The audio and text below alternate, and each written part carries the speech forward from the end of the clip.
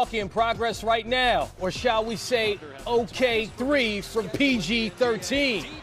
Thunder looking good. And Kawhi Leonard is in the lineup tonight for the Toronto Raptors. They're looking to stop a 2-game losing streak on the road in Dallas. Said that like it's news that he in the lineup. Like it don't happen very often or something. Man. You know, second night of back-to-backs, he sits out a little bit, GA. And the bearded one, breaking records on a daily basis. Tonight, he'll get some help in the backcourt. He'll look to continue his epic January against Orlando.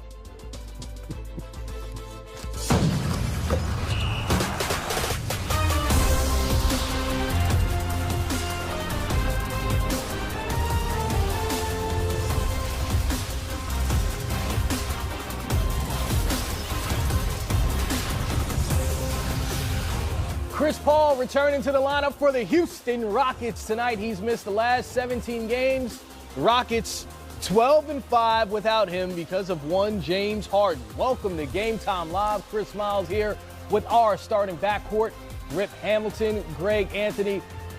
But can we get a Detroit basketball? Anytime any of you on the set, we have to start the show with that. Rockets and Magic, though, one of 4 games tipping off right now. It's only right that we start the show focused on a championship-caliber backcourt and how the return of a future Hall of Famer will affect a lefty on a run like none we've ever seen. James Harden hasn't just had a really good month. He's had one for the record books. Historic 43 points, 8 assists a game, 22 straight games with over 30 points. Only Wilt Chamberlain has had a longer streak. So when you see these numbers on your screen, the first and most obvious question, Chris Paul back in the lineup, how will he affect this historic run that James Harden is on? Well, I think he'll affect it some from the standpoint, but he'll affect it positively because if you're James Harden, one of the issues you saw in Game 7 in that conference final last year without Chris Paul is he just got fatigued down there. He just didn't have the legs because of the physicality. Chris Paul gives you another dynamic playmaker and scorer, and that's something that this group has missed. Remember, James Harden, I don't know how long that streak is, but all those points he scored without having anybody assist on him. And I don't care how great a player you are, it's comforting to have an all-NBA performer that can go out and carry some of the load. Plus, you factor in that these two guys have developed a great chemistry together after leading the league in wins seasons ago. So I can tell you, James Harden might be the happiest guy on that Rockets team outside of maybe Chris Paul that he's back. I would have to agree with Greg. I mean, James's usage rate is off the charts right now. I mean, when he's on the floor, they go through him. It's not like when he gives up the ball, he's actually making cuts, UCLA cuts, coming off pin downs to get wide open opportunities. Every team in the league knows exactly what they're going to run, and that's going to give him the ball, put him in multiple pick and rolls, put him in an ISO situation. Now you add Chris Paul back to the mix. Now he can get a breather, especially playing off the ball, and he can get some time, on the bench. But I think Chris Paul is not going to do anything but help this ball club. It's definitely going to help him. Now you bring another leader out on the floor, another pit bull, a guy that can defend and lead the team, and now James can go pretty much in scoring mode, and it doesn't always have to be a vocal leader out on the floor. Well, the Rockets are also a different team since Chris Paul was injured on December 20th. And by that, I mean new personnel. Just look at the new faces on this roster. Austin Rivers now in the mix in the backcourt. Kenneth Faried now in the rotation in the front court. Clint Capella out the next month as well.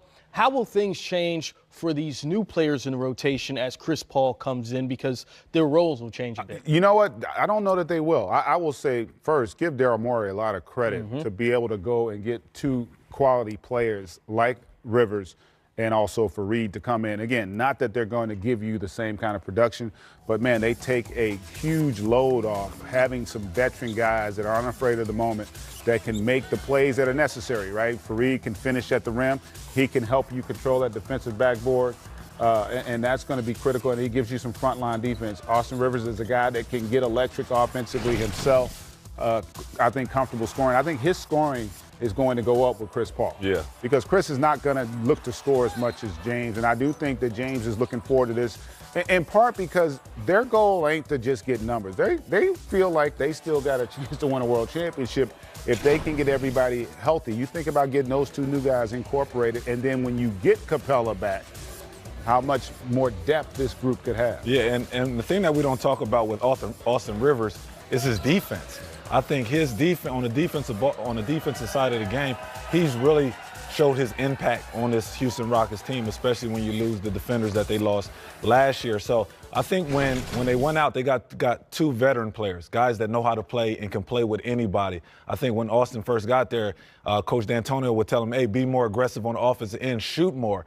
And he didn't really understand that until now, and understands that, hey, you know what, D'Antonio gives his players the freedom to go out there and make plays. And Fareed has been a big-time plus just from the energy level. It's putting him in pick-and-roll situations with James Harden. He's diving to the basket. He's athletic. He can finish at the rim. So both guys is a huge plus for this team. You mentioned Kenneth Fareed, and GA, when you look at the past 2 seasons for him, he's just 29, but he only played 44 games combined in the previous 2 seasons. Why were his situations keeping him off the court when he was healthy? Well, I think first and foremost, look at the guys that's playing in front of him. You know, they went out and got that guy Jokic. Remember, they had also drafted Nurkic. So and had Millsap. And Millsap and that they brought in. So in essence, he had kind of – and I think it made sense for them because when you look at the evolution of the game and how things have changed, Fareed's kind of an old school player, right? Mm-hmm. He's much more of a physical guy. You know, he's not a high skill guy. He's more of a high motor guy. And I don't know that the motor was as high as it needed to be at that point. But I think a lot of times when you see it happen in the league a lot where a guy, you fall out of favor, but you get a second chance. And I think if you're Kenneth Fareed, this is an opportunity. And, I mean, he didn't just get a second team chance. This guy got to go play with 2 of the very best players in the league, a team that has championship aspirations. So that in and of itself is going to motivate him as well to play some of his best basketball. And you saw in his last outing when he went out and had that monster game.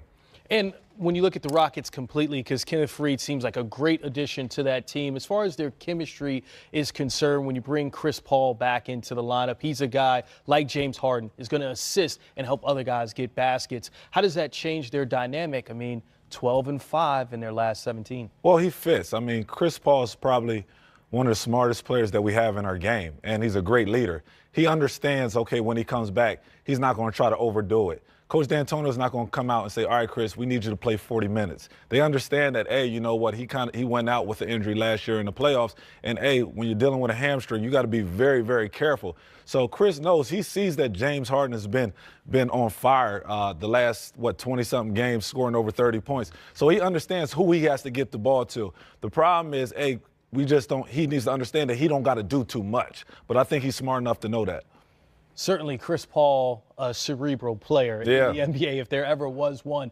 Russell Westbrook and the OKC Thunder facing the Milwaukee Bucks. And at the end of the first half, Westbrook goes down and is limping towards the locker room. So we'll try to keep you abreast of that situation. They just went into halftime. Take another look. Looks like a collision with Giannis Antetokounmpo, and Russell Westbrook went down and limped into the locker room. Highlights coming up on the other side of this break. The Kings and Clippers, they played in the matinee, and so did the Cavs and Bulls. Both teams looking to get back to some winning ways, having tough seasons. That's up next. You're watching Game Time Live.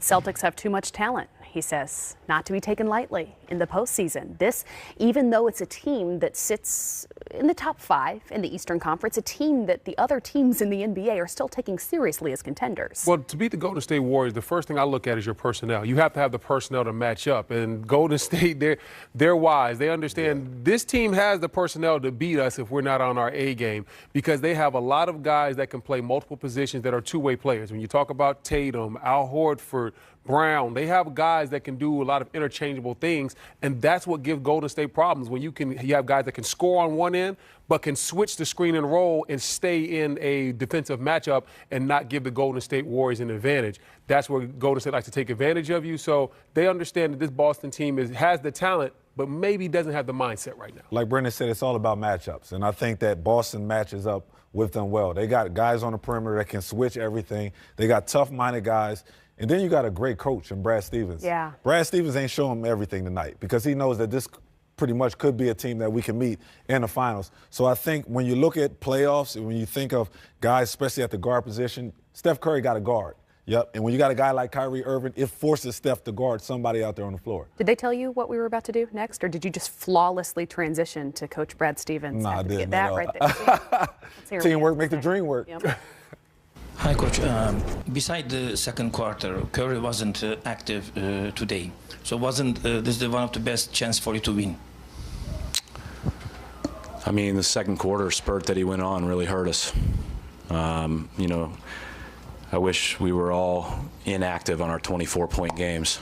I mean, he's unbelievable, and when he went on that run, you know, it was three threes off relocating, which he does better than anybody in the league. Probably 1B is Thompson. They both do it better than anybody in the league. And then, you know, lost him in transition, I believe, once, maybe off of an offensive rebound. The bottom line is they were all four where we just needed to be more alert to them, and we, you know, let our guard down even for a split second, and they made us pay all night when we did that. When we made errors on offense, they made us pay. When we made errors on defense, they made us pay. So yeah, I thought our guys played really hard. We just, you know, you gotta lock down all of your controllables to have a chance to beat this team. Brad, you guys obviously had a lot of looks there in the closing minute. What did you think of the shots you guys got there and just how that all unfolded? Yeah, I mean, we didn't. There's some confusion on the baseline out of bounds play, and with 19 seconds left, and I knew we had a timeout, and I was waiting to actually. Once it went into Tatum and I saw him posting there, I actually felt pretty good about the look we were ultimately going to get, and I thought we got a great look. But I was going to use a timeout if need be on that moment if it didn't feel like we were getting anywhere with that. I probably would have had to run down there to use it, but that's part of it. But then, you know, we had a couple of possessions that didn't go our way, but we also had a couple of really good looks. And how tough is it just to gauge, you know, when do you, obviously you have one timeout there, like how tough is it just to win? Well, I mean, I would usually give ourselves a chance to execute in that position, and then you can always burn the timeout, you know, at 12 seconds instead of 19. So generally I'd like to see if we can generate a good look first, and we did. We didn't necessarily run anything that we were not on the same page what we were running, but I thought they played with great poise. They threw it into Tatum, and Tatum swung it across the court, threw the double team to Morris. And I mean, how many times has Morris hit that shot for us? So I felt really good about that look that we got.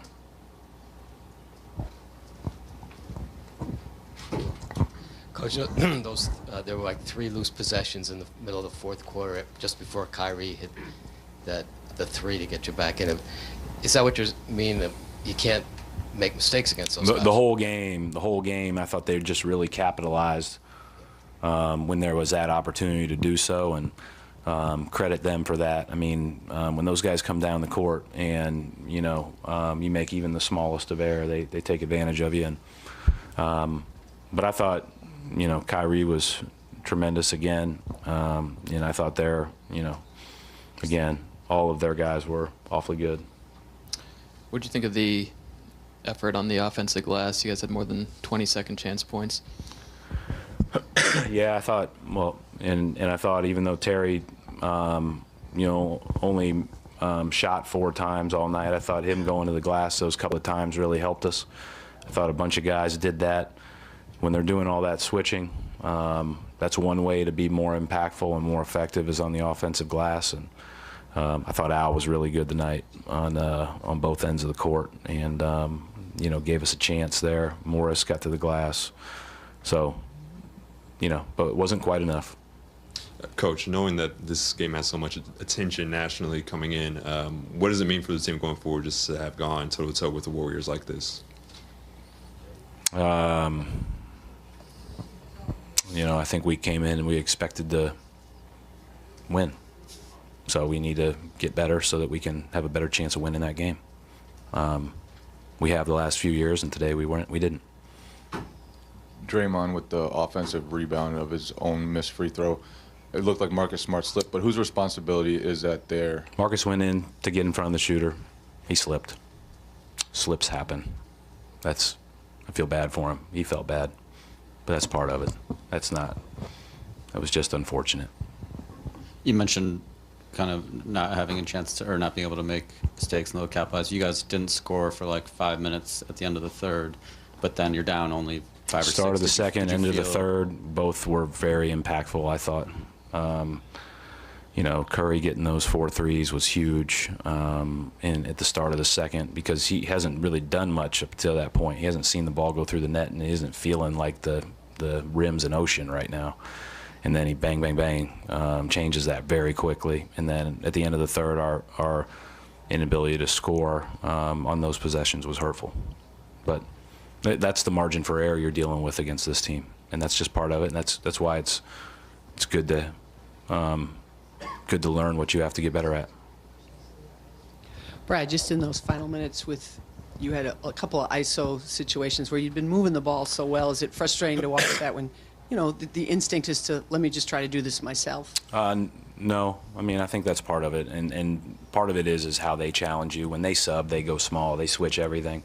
Becomes a lot harder to generate that stuff. And we just talked about, you know, Marcus Morris's 3. That was really good recognition by our team to get the ball side to side off of a double team. And but no, that's you know, we've won a lot of games in that way too. So, you know, we'll go back and look and see if we could have done something different. But I will say this: it becomes a lot harder to move it late against them with their switching and when they go super small with Iguodala and Green. The Celtics' 5-game win streak comes to an end as the Warriors improve upon their season-best, now 10 wins in a row with a 115-111 win. Let's hear from Coach Steve Kerr after the game. What kind of fight did it take to win this one?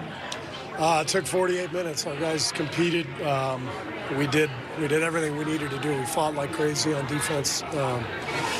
I thought DeMarcus's defense on those high pick and rolls was great. That was a big boost to us. Bench came in, did a good job. It's a great win against one of the best teams in the league on the road in that atmosphere, so it was exciting. It seemed like playoff level intensity on the defensive side of things. What does that do to benefit you guys and the Celtics potentially as well? Well, we needed this game. You know, we've played 3 straight opponents, all decimated by injuries, and we needed to be challenged, and we were challenged big time, and could have gone either way. They missed some open looks down the stretch, but our guys fought and defended, and you know, made big free throws down the stretch. Clay made 2 big ones. Kevin made a bunch of them, so that was a great effort. You mentioned DeMarcus' defense. They were kind of targeting a lot throughout the game. Is it good for him to get this experience? Yeah. That's probably obviously going to happen in the next season. Yeah, it's great for him to get this experience. We need to practice it. We play differently against pick and roll with DeMarcus than we do with our other guys. We changed the scheme a little bit, and so you know, it's not just DeMarcus getting the reps, it's all of our guys, you know, trying something a little different and being physical and trying to defend without fouling. DeMarcus has quick hands and quick feet, you know. He's not the fastest sprinter up and down the floor, but laterally he is really quick. He's got incredibly long arms, and he gets a lot of steals in there in traffic, and tonight I thought that was key. What do you think is key for him to cut down? Just he just needs to play. I mean, he's always been a high foul guy, just his style of play. But you got to remember, this is like training camp for him. You know, he's been playing for a week, you know, maybe 9 days, I think. So DeMarcus needs more reps, more conditioning, and he'll start playing more foul-free minutes. Did you go with the lineup that had him and Looney just because they were kind of filling you on the glass? We just did it for. Yeah, a couple minutes. We went to Andre down the stretch for the last 3 minutes. I think we had Looney. Are you talking about Looney and DeMarcus? Yeah. That's a good lineup for us. We like that. That's something that we'll go to more. I mean, Looney's one of our best defenders, and you know, DeMarcus likes playing with another big, and so it's a more defensive-oriented lineup with Loon out there. So that's something we'll do more of. What were you able to do defensively down the stretch to create the turnovers with Kyrie and Al? Obviously, they like that action at the top of the key, and seemed like you're able to disrupt that. Just tried to be as aggressive as we could without fouling, and very physical game. But that Clay really did a good job on Kyrie, trying to get over screens and stay with him and not reach. And they did a good job of that. And then our big guys helped and did a good job. And then we finished up by getting rebounds. So it's a really solid defensive finish. Are you this Indiana trip will seem almost like a trap game? Seems like it'll be what? A trap? Yeah. Do you expect the guys to come ready? Why don't we talk about that in a couple of days? We'll enjoy this tonight. Hey, Steve, what do you think was key for the guys to get trips to the foul line tonight? Excuse me? What do you think was key for the guys to get trips to the foul line? Just being aggressive. I thought Kevin set a great tone for us. When he's attacking like that, that's when our team is at its best. And he's the one guy on our team who can really create an advantage out of nothing, get downhill, and cause a lot of havoc. I mean, we got other guys who can make some plays, but Kevin can be dominant in that fashion. And I think when he does that, that's when we're at our best. Last game, you weren't happy with the turnovers and the fast break points. Did you feel you guys adjust that a little bit? Yeah, much better transition defense. We might have missed one or two box outs, but for the most part, we rebounded well. And this game was intense. It felt like a playoff game, and that's when our guys rise to the occasion. So they competed the whole way through. Great and ask Steve about